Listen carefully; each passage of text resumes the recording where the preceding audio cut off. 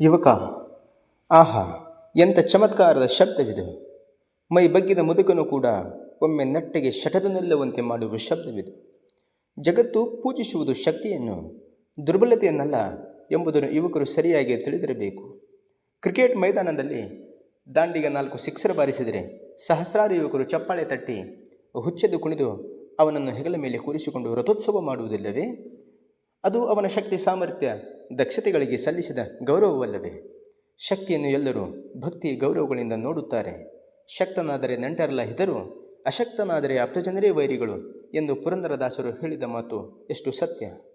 ತಂದೆ ತಾಯಂದಿರು ಪ್ರೀತಿಯಿಂದ ಸಾಕಿ ಸಲಹಿದ ಮಗುವು ಬೆಳೆದು ದುರ್ಬಲನು, ರೋಗಿಷ್ಠನು, ದಡ್ಡನು, ಮೂರ್ಖನೂ ಆದರೆ ಏನನ್ನುವರು ಬಲ್ಲಿರ. ಯಾಕಾಗಿ ಹುಟ್ಟಿದವನು ಇವನು, ಕುಲಕ್ಕೆ ಕಳಂಕ ಎನ್ನುವರಲ್ಲವೇ? ಹೌದು, ಶಕ್ತನಿಗೆ ಎಲ್ಲರೂ ಆಪ್ತರು, ಅಶಕ್ತನನ್ನು ಎಲ್ಲರೂ ತಿರಸ್ಕರಿಸುವರು, ಮೂಲೆಗೆ ತಳ್ಳುವರು. ದೇಹ ಮನಸ್ಸು ಸರಿಯಾಗಿರುವ ನಾವು ನಮಗೆ ಕೊಡಮಾಡಿದ ಅವಕಾಶಗಳನ್ನು ಸರಿಯಾಗಿ ಉಪಯೋಗಿಸಿಕೊಂಡು ನಮ್ಮ ಶಕ್ತಿಯನ್ನು ಸರ್ವತೋಮುಖವಾಗಿ ಹೆಚ್ಚಿಸಿಕೊಳ್ಳಬೇಕಲ್ಲವೇ?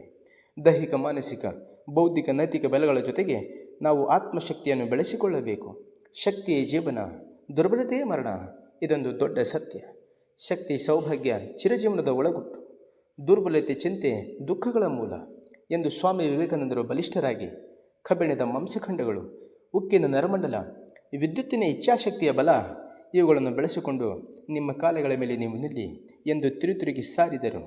ದುರ್ಬಲನು ತಾನು ನಾಶವಾಗುವುದಲ್ಲದೆ ಇತರರಲ್ಲಿ ಶೋಷಣೆಯ ಮತ್ತು ಹಿಂಸೆಯ ಪ್ರವೃತ್ತಿಯನ್ನು ಹುಟ್ಟಿಸುತ್ತಾನೆ. ನಮ್ಮ ಪರಂಪರೆ ನೀಡುವ ಮುಖ್ಯ ಬೋಧನೆಯೇ ಶಕ್ತಿಯನ್ನು ಬೆಳೆಸಿಕೊಳ್ಳಿ ಎಂದು.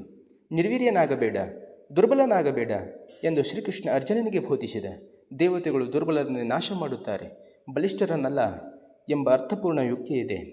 ಕುದುರೆಯನ್ನು ಬಲಿ ಕೊಡುವುದಿಲ್ಲ, ಆನೆಯನ್ನೂ ಬಲಿ ಕೊಡುವುದಿಲ್ಲ, ಹುಲಿಯನ್ನಂತೂ ಇಲ್ಲವೇ ಇಲ್ಲ. ಆದರೆ ಮೇಕೆಯನ್ನು ಹಿಡಿದು ಎಲ್ಲರೂ ಬಲಿ ಕೊಡುತ್ತಾರೆ. ಅಯ್ಯೋ, ವಿಧಿ ದುರ್ಬಲರನ್ನು ನಾಶಗೊಳಿಸುತ್ತದೆ. ನಮ್ಮನ್ನು ದುರ್ಬಲರನ್ನಾಗಿಸುವ ನೂರಾರು ಕಥೆಗಳು, ಘಟನೆಗಳು, ಚಿತ್ರಗಳು, ಧಾರ್ಮಿಕ ಮತ್ತು ರಾಜಕೀಯವಾದ ರಾಗದ್ವೇಷಗಳು ನಿತ್ಯವೂ ಪ್ರಸಾರವಾಗುತ್ತಿರಬಹುದು. ಅವು ಯುವಕರ ಮನಸ್ಸನ್ನು ತಲ್ಲಣಗೊಳಿಸಬಹುದು.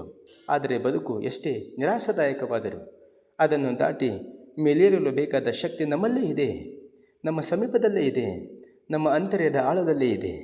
ಜಾತಿ, ಮತ, ಕುಲ, ಗೋತ್ರ ಭೇದವಿಲ್ಲದೆ ಪ್ರತಿಯೊಬ್ಬ ಮನುಷ್ಯನ ಮನಸ್ಸಿನಲ್ಲಿ ಆಳವಾದ, ಸಾವಿಲ್ಲದ, ನೋವಿಲ್ಲದ ದೈವಿಕ ಶಕ್ತಿ ಇದೆ.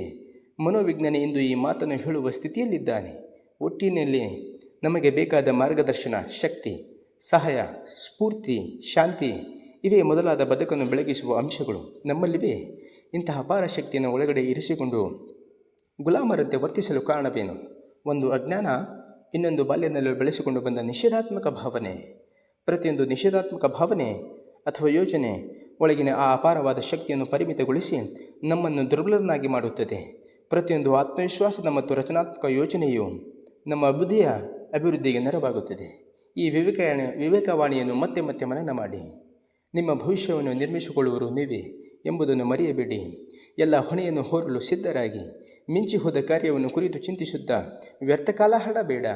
ಅನಂತ ಭವಿಷ್ಯ ನಿಮ್ಮ ಮುಂದೆ ಇದೆ. ನೀವು ಈ ಸಂಗತಿಯನ್ನು ಸದಾ ನೆನಪಿನಲ್ಲಿಡಬೇಕು. ನಿಮ್ಮ ಪ್ರತಿಯೊಂದು ಯೋಚನೆ ಮತ್ತು ಕೆಲಸ ಇವೇ ನಿಮ್ಮ ಭವಿಷ್ಯತ್ತಿನ ಬೆಳಗಿನ ಬುತ್ತಿಯಾಗಿ ಪರಿಣಮಿಸುವವು. ಕೆಟ್ಟ ಯೋಚನೆ, ಕೆಟ್ಟ ಕೆಲಸ ಕ್ರೂರ ಹುಲಿಯಂತೆ ನಿಮ್ಮ ಮೇಲೆ ನೆಗೆಯಲು ಸಿದ್ಧವಾಗಿದ್ದರೆ ಒಳ್ಳೆಯ ಯೋಚನೆ ಮತ್ತು ಒಳ್ಳೆಯ ಕಾರ್ಯಗಳು ನೂರಾರು ಸಾವಿರಾರು ದೇವತೆಗಳ ಸಾತ್ವಿಕ ಶಕ್ತಿಯಿಂದ ನಿಮ್ಮನ್ನು ಸದಾ ರಕ್ಷಿಸಲು ಸಿದ್ಧವಾಗಿರುತ್ತವೆ ಎಂಬ ದೃಢ ಆತ್ಮವಿಶ್ವಾಸವು ನಿಮ್ಮ ಪಾಲಿಗೆ ಸತ್ಕಾರ್ಯದ ಮಹಾಪ್ರೇರಣ ಶಕ್ತಿಯಾಗುತ್ತವೆ. ಈ ಮಾತುಗಳು ಶಕ್ತಿ ಸಂಜೀವನಿಯ ಕಿಡಿಗಳಲ್ಲವೇ? ಸತ್ಕರ್ಮಕ್ಕೆ ಪ್ರೇರಣೆ ನೀಡುವ ಸ್ಫೂರ್ತಿಯ ನಿಧಿಯಲ್ಲವೇ? ಇವುಗಳನ್ನು ಗಾಳಿಗೆ ತೂರಿ ನಾವು ಅಭಿವೃದ್ಧಿಯ ಪಥದಲ್ಲಿ ಮುನ್ನಡೆಯಬಲ್ಲವೇವ? ನಿಮಗೆ ಈ ವಿಚಾರ ತಿಳಿದಿದೆಯೇ? ಪ್ರತಿಯೊಂದು ದೈಹಿಕ ಸಂವೇದನೆ ಹಾಗೂ ಬಾಹ್ಯ ಪ್ರೇರಣೆಗೆ ನಮ್ಮ ಪ್ರಕ್ರಿಯೆ ಇವು. ನಿಮ್ಮ ಮೆದುಳಿನಲ್ಲಿ 10,000 ಮಿಲಿಯಗಳ ಕಣಗಳ ಮೇಲೆ